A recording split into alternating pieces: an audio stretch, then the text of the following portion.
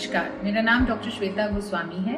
मैं infertility IVF specialist हूँ इन Delhi and Noida. जैसे ही हम अप्रोच कर रहे हैं लॉकडाउन 4.0 को, तो हम सबके मन में एक महत्वपूर्ण सवाल ये उठ रहा है कि अब मेड्स का क्या करें, क्या उन्हें आने दें या ना आने दें, जब वो आएँ तो हम क्या प्रिकॉशंस लें। तो जैसे कि हम सब जानते हैं, हम इस बारे में सब इतना डिबेट भी कर रहे हैं, अगर हमारे घर में ये संभावना है कि हम घर का सारा काम खुद कर सकते हैं, मेड को बुलाए, तो वो तो फर्स्ट प्रेफरेंस है ही है।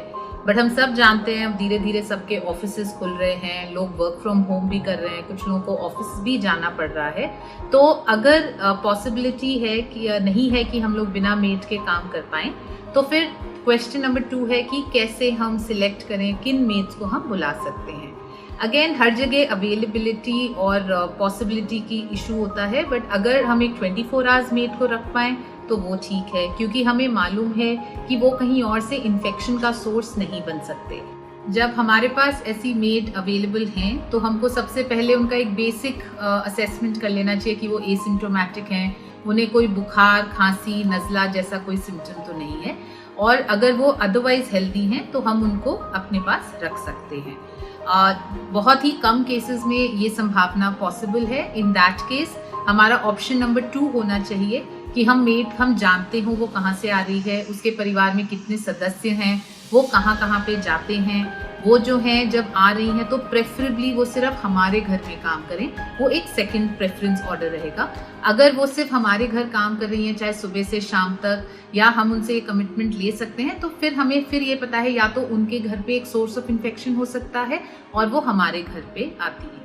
जब हम ये सुनिश्चित कर लेंगे कि हम किस मेड को रख रहे हैं, जिसमें एक इम्पॉर्टेंट बात एक ये भी है कि पहले हम लोग प्री कोरोना, प्री लॉकडाउन शायद 3-4 मेड्स को बुला रहे थे, कोई बर्तन धोने आ रही थी, कोई कुकिंग करने आ रही थी। तो हमें अब ये जरूर करना है कि एक ही मेड को बुलाएं। और दूसरी सबसे ज़रूरी बात यह है कि हम क्या प्रिकॉशंस लेंगे जब वो मेड हमारे घर में आएंगी। तो अब जैसे जैसे ये कोरोना फैलेगा, हमको एक चीज़ ये भी मान के चलनी है कि 80 to 90% लोग एसिम्प्टोमेटिक हैं। हो सकता है उन्हें कोई सिम्टम्स ना हो, बट उनमें कोविड इन्फेक्शन हो सकता है। उस वजह से हमको ये मान के चलना है कि हमारे को जितने प्रिकॉशंस लेने हैं सोशल डिस्टेंसिंग के, वो सब हम लें। जैसे ही मेड हमारे पास सुबह या जिस भी समय घर पे आए, हम उनको बाहर ही, प्रेफरेबली वरांडे में या बालकनी में, जो भी जिस हिसाब से हमारा घर में सुविधा उपलब्ध हो, हम उनको वहीं पे साबुन दें, जिससे वो अपना अच्छे से hand wash and face wash and feet wash करें। उसके बाद वहाँ पे उनके लिए हमारे को एक हेड मास्क, एक फेस मास्क और ग्लव्स, एक हर रोज प्रेफरेबली एक पेयर जो डिस्पोजेबल हो, वो उनको देना चाहिए।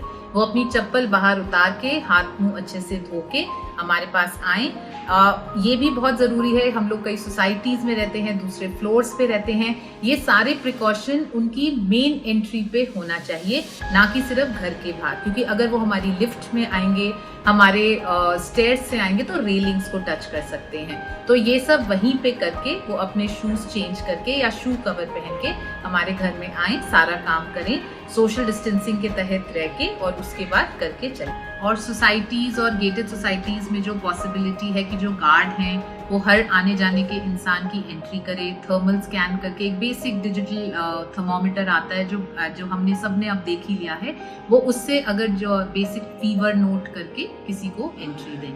मेरे हिसाब से अगर हम ये बेसिक प्रिकॉशंस ले पाएंगे, तो हमको मेड्स का इस एडवांटेज लेके भी हम अपने आप को सेफ रख सकते हैं। धीरे धीरे हम सब ये रियलाइज कर रहे हैं कि शायद ये कोरोना उतनी जल्दी नहीं भागने वाला जितनी जल्दी हम चाहते थे। Maybe for weeks, maybe for months to come हमको इन प्रिकॉशंस का ध्यान रखना है, जिससे कि सिर्फ हम नहीं, स्पेशली हमारे बच्चे, स्पेशली हमारे बड़े बुजुर्ग, उनकी हम सेफ्टी का ध्यान रख सकें, जिससे कि कोरोना कम से कम फैले।